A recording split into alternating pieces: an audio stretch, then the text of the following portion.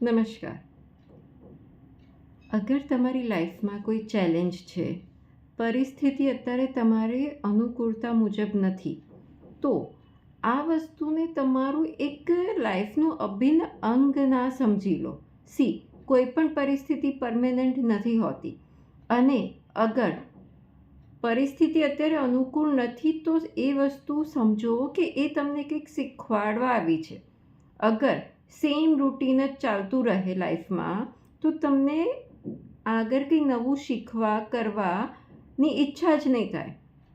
અગર લાઈફમાં ચેલેન્જીસ આવી રહી છે તો એને જોવાનો એક પરસેપ્શન, એને જોવાનો એક નજરિયો એવો રાખો કે લાઈફમાં ચેલેન્જીસ આવી છે, ઇટ મીન્સ કે એ મારા ઉત્થાન માટે છે.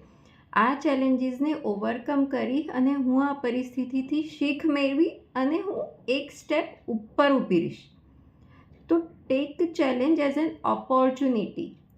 આનું એક એક્ઝામ્પલથી સમજાવું. અગર યુદ્ધ છે તો શ્રી કૃષ્ણ છે. પાંડવોને ભાગમાં અગર યુદ્ધ આવ્યું, એ લોકોને યુદ્ધ ફેસ કરવું પડ્યું, તો ભગવાન એમની જોડે હતા.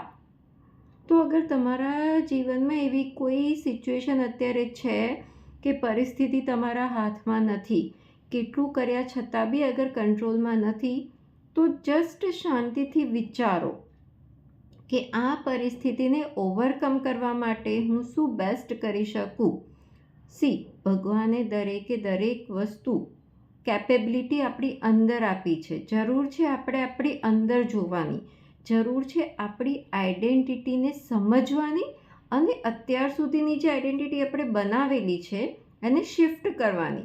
આઈડેન્ટિટી કેવી રીતે બની હોય છે? આપણી બિલીફ્સથી. અને બિલીફ્સ ક્યાંથી આવતી હોય છે? બહારના લોકો, આપણા ઘરના લોકો જે વારંવાર આપણા માટે કહેતા હોય, એના બેઝિસ ઉપરથી આપણે એ માની લઈએ છીએ કે આપણે આવા છે. અને જ્યારે આવી કોઈ ચેલેન્જિંગ સિચ્યુએશન આવે તો પછી હાથ ઊભા કરીને ઊભા થઈ જઈએ છીએ કે હા, હવે આ વસ્તુ મારા માટે શક્ય નથી. પણ અગર એ સિચ્યુએશન આવી છે તો ભગવાને તમને એક ઓપોર્ચ્યુનિટી આપી છે આગળ વધવા માટેની. તો એ ઓપોર્ચ્યુનિટીને સમજવાની જરૂર છે, પોતાની અંદર જોવાની જરૂર છે. સૌથી પહેલાં તો અંદર ઝાંકો કે ક્યાં ભૂલ થઈ રહી છે, ક્યાં ચૂક થઈ રહી છે, કઈ એવી નેગેટિવ બિલીફ છે. Negative beliefs in the sense કે આઈ એમ નોટ ગુડ ઇનફ, મારી જોડે તો આવું જ થાય છે, મારું તો આ જ ભાગ્ય છે. આ બધું જે છે, this all are negative beliefs. અને આ બધું બોલીને તમે તમારી આગળનો જે ગ્રોથ છે એને રોકી રહ્યા છો. તમે એવું માની બેઠા છો કે આ જ એક ફાઇનલ સત્ય છે આ જીવન માટેનું. પણ એવું નથી. તમારા હાથમાં છે વસ્તુને બદલવા માટે, પરિસ્થિતિને બદલવા માટે પ્રયત્ન કરવા એ તમારા હાથમાં છે. અને જે પણ પ્રયત્ન કરે છે એને જ ફળ મળે છે. આપણું સબકોન્શિયસ માઇન્ડ છે ને, અત્યાર સુધીની જે પણ બિલીવ્સ હોય એને સ્ટોર કરેલી હોય, એટલે એ એના કમ્ફર્ટ ઝોનમાં રહેવા જ માંગશે. એ એટલું જલ્દી તમને આઈડેન્ટિટી શિફ્ટ કરવા નહીં દે.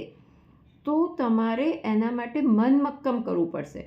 જેમ કે અગર કોઈ બીમાર છે અને સામે કોઈ આવી વ્યક્તિ એને કહે, પોઝિટિવ વ્યક્તિ, કે વાહ તમે તો સ્વસ્થ થઈ રહ્યા છો, તો હવે એનું સબકોન્શિયસ માઇન્ડ, એ બીમાર વ્યક્તિનું સબકોન્શિયસ માઇન્ડ શું કહેશે ખબર છે? સામે આર્ગ્યુમેન્ટ, મારા તો પગમાં દુખાવો છે, ઘૂંટણ બરાબર નથી ચાલતા, ઊભા થવામાં તકલીફ છે, કમરમાં દુખાવો છે, ક્યાંથી સ્વસ્થ છું? અરે પણ અગર કોઈ તમને કહી રહ્યું છે કે યુ આર ગેટિંગ હેલ્ધી, તમે સ્વસ્થ થઈ રહ્યા છો, તો take it as a positive અને કહો કે હા, ધીરે ધીરે હું હેલ્ધી, રોજ હું હેલ્ધી થઈ રહી છું. તો તમારું માઇન્ડને તમારે આવી રીતે વારવાનું છે, નહીં કે માઇન્ડમાં જે સેટ છે એને જ વારે વારે રિપીટ કરીને એને જ હકીકત માનવી લેવાની છે. આઈ થિંક હું રિલેટ કરી શકી રહી છું તમારી જોડે, તમને સમજાવવાની કોશિશ કરી રહી છું કે આપણે કેવી રીતે આપણી માન્યતાઓને ઘર કરી લઈએ છીએ.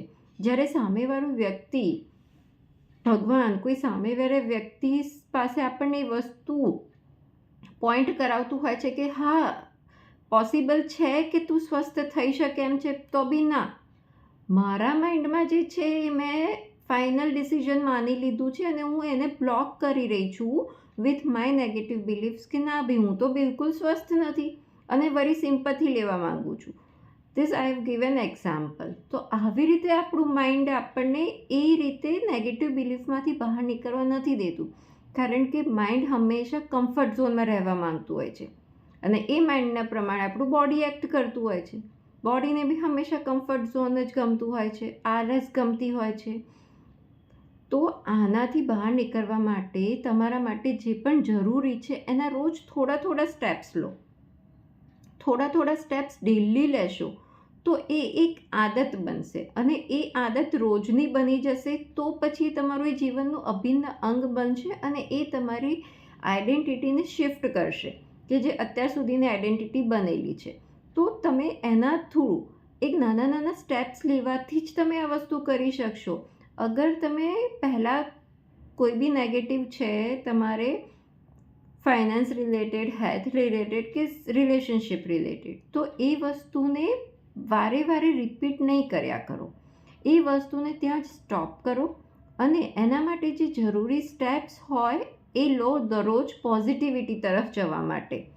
કારણ કે દેખો, મેં મારો એક વિડીયો બી બનાવ્યો હતો, યથા દ્રષ્ટિ તથા સૃષ્ટિ.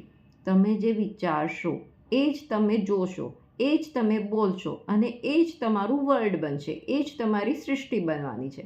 તો તમારી રિયાલિટીના રચયિતા તમે પોતે છો. અગર તમે મુસીબતમાં છો તો એના માટે ભગવાન રિસ્પોન્સિબલ નથી, ફક્ત અને ફક્ત તમારી આળસ છે, તમારું એક નેગેટિવ વલણ છે કે આ જ મારી હકીકત છે અને આમાં હું ચેન્જ કરવા નથી માંગતી. પણ આ રિયાલિટી નથી. Change is possible. તમે આ રિયાલિટીને ચેન્જ કરી શકો છો તમારી આઈડેન્ટિટી શિફ્ટ કરીને. અને આઈડેન્ટિટી શિફ્ટ કરવા માટે તમારે મન મક્કમ કરવું પડશે. તમારા માઇન્ડમાં જે પણ નેગેટિવ છે એ વસ્તુને પોઝિટિવિટીથી રિપ્લેસ કરીને, કે અગર મન કહી રહ્યું છે કે ના હું બીમાર છું, તો ના, હું સ્વસ્થ છું અને સ્વસ્થ થવા માટે જે જરૂરી છે બધી વસ્તુ હું કરીશ. હું આને મારી રિયાલિટી સ્વીકારવા તૈયાર નથી. અગર આ વસ્તુ તમે વારે તમારા માઇન્ડમાં કહેશો તો એ તમારી રિયાલિટી બનવા માંડશે અને તમે એ રીતે એક્શન લેશો. તો એક્શન લેવાનું તમારા હાથમાં છે અને એક્શન લેવું બી બહુ જરૂરી છે, ફક્ત વિચારવાથી નહીં થાય. તો તમારે એના માટે એક્શન લેવાના છે અને એ પણ પોઝિટિવ, અને એ પણ વારે મન મક્કમ કરીને. આ જ એક વસ્તુથી તમે તમારી આઈડેન્ટિટી શિફ્ટ કરીને તમે તમારી રિયાલિટી ચેન્જ કરી શકો છો. અગર તમારે તમારી રિયાલિટી એકચ્યુઅલમાં ચેન્જ કરવી છે તો અગર તમે લો ઓફ એટ્રેક્શન્સના વિડીયો જોઈ રહ્યા છો, ઇટ મીન્સ કે you are ready to change. પણ પ્રોબ્લેમ ત્યાં આવે છે કે વારે આપણું સબકોન્શિયસ માઇન્ડ આપણને રોજ જે કાલે હતું ત્યાં જ આવીને આજે ઊભું કરી દે છે, કારણ કે માઇન્ડને કમ્ફર્ટ ઝોન જોઈતો હોય છે. તો એ કમ્ફર્ટ ઝોનમાંથી આપણે માઇન્ડને ખસકાવવાનું છે. પણ એ એક દિવસમાં નહીં થાય અને એકવાર કરવાથી બી નહીં થાય. અગર તમારે વેટ ઓછું કરવું છે કે તમારે હેલ્ધી રહેવું છે તો ખાલી એક જ દિવસ 10 મિનિટ ચાલવા જશો તો નહીં થાય. પણ રોજ થોડું 10 મિનિટ ચાલશો તો એ તમારી આદત પણ બનશે અને તમારી હેલ્થ પણ સુધરશે. થોડા નાના સ્ટેપ્સ લો. નેગેટિવિટીને માઇન્ડમાંથી હટાવવા માટેના થોડા સ્ટેપ્સ લો. નેગેટિવિટીમાં અવેર રહો, થોડા સ્ટેપ્સ લો અને એના ઉપર કામ કરો. પછી જુઓ તમારી આઈડેન્ટિટી કેવી સરસ શિફ્ટ થાય છે. આ વસ્તુ કરીને જુઓ અને આપના અનુભવો મારી સાથે શેર કરો. આશા રાખું છું આ વિડીયોથી આપને પ્રેરણા મળી હશે. વિડીયો પસંદ આવ્યો હોય તો વિડીયોને લાઇક કરજો અને ચેનલને સબસ્ક્રાઈબ કરજો. મને સાંભળવા બદલ અને આપનો કિંમતી સમય આપવા બદલ આપનો ખૂબ આભાર. ફરી મળીશું નેક્સ્ટ વિડીયોમાં.